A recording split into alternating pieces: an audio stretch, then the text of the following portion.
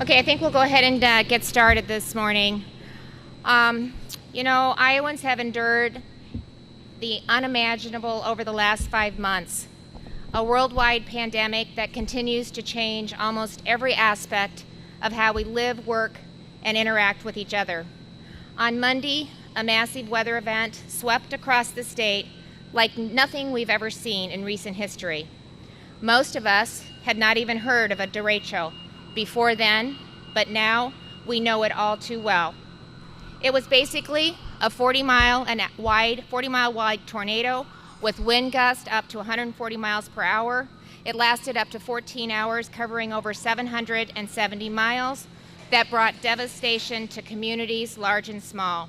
It dealt a major blow to electrical and communication infrastructure and wiped out millions of acres of cropland in addition to bins and structures.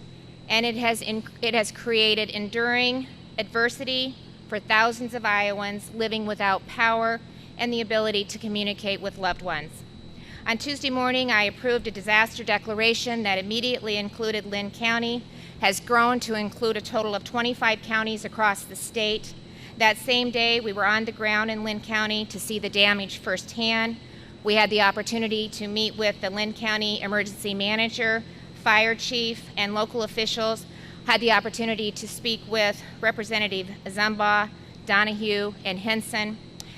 Senator Mathis was also on site. I spoke with Senator Zumbaugh as well to assure all of them that the state was ready to assist. The destruction was indescribable. Later that evening, I had the opportunity to speak with the president by phone, updated him on the severity of the damage, and yesterday I met with the vice president to update him regarding the derecho.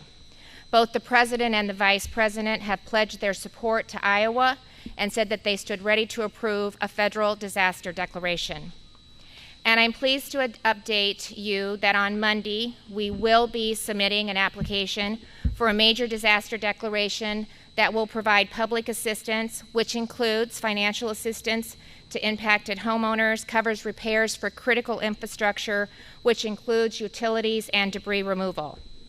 I want Cedar Rapids and Linn County and all of those that have been impacted by this natural disaster to know that the entire state of Iowa stands with you. And the full resources of state government are here to support your local recovery efforts until this community, this county, and our state are back up and running. The damage to the community and the disruption to your lives is significant, and we're making efforts to address your needs. In the hours immediately following the storm, the state and local teams were working together to ensure the highest priority needs could be met, especially for vulnerable Iowans, ensuring hospitals, nursing homes, and other care facilities had the power they needed to maintain operations.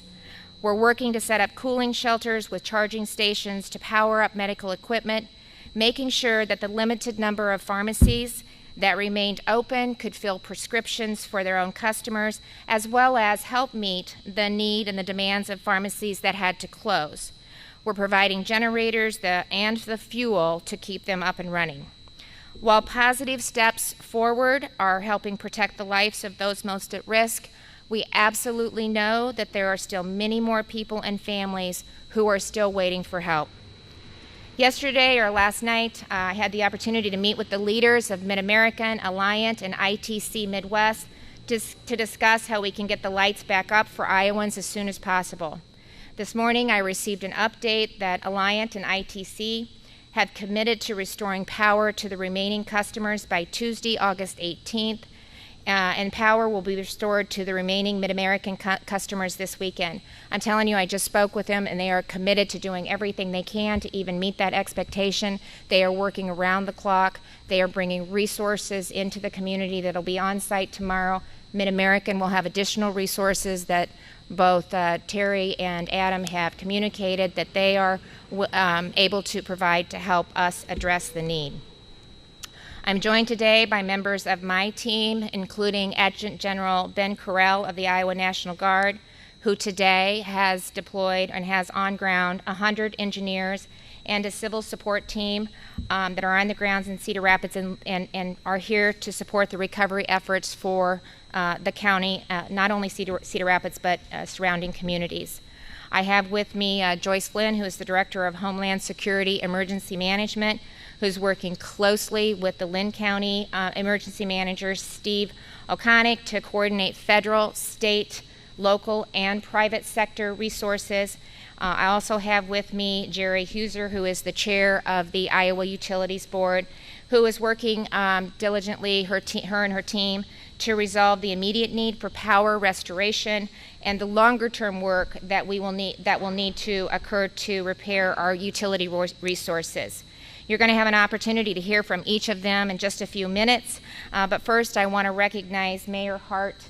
We were on the phone last night for his efforts and all that, all of the city leaders throughout this week. I appreciated the phone call last night. When I arrived this morning, I did have an opportunity to tour several of the neighborhoods and again just see firsthand the direct blow that Cedar Rapids has sustained when the storm was probably at one of its strongest points as it was covering the state of Iowa. It is devastating to see the widespread damage and the impact that it's having on the lives of our families. I was really pleased to be joined on the tour and to meet this morning with a number of your area legislators, including Senator Zumbaugh, Representative Zumbaugh, Representatives Art Stade, Kristen Runninghart Marquette, thank you so much for being here, and Tracy Ellert, as well as Supervisor Rogers, and Congressman Finkenauer is also here as well. Afterwards, Mayor Hart and members of his team met with my team to discuss how the state can assist with recovery, not only now, but in the weeks and months ahead. And I assured them that the commitment is there to work together.